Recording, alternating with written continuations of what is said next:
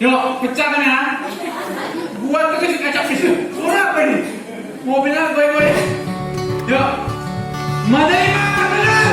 Yakin bisa, pasti bisa. Sekali lagi. Menerima benar. Oke, tepuk tangan semua. Wah, udah bisa nih. Udah bisa kita semuanya, Pak.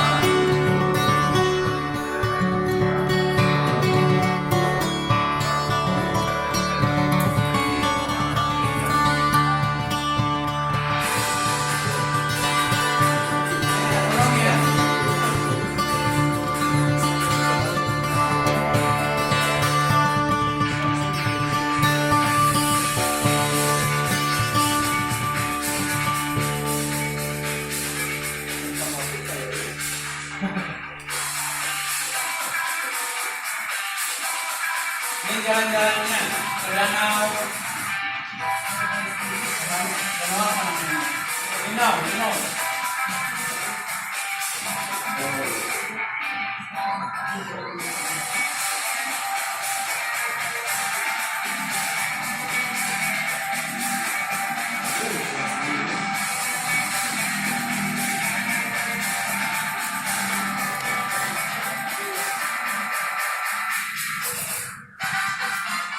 Rasanya kalau berada di tingkat nasional kan pasti senang ya, soalnya kan tahap itu banyak, terus habis itu persaingannya juga ketat sih, terutama di provinsi itu, jadinya rasanya kalau bisa di situ kayak bisa bangga banget kalau dapat medali atau enggak seperti kita bangga.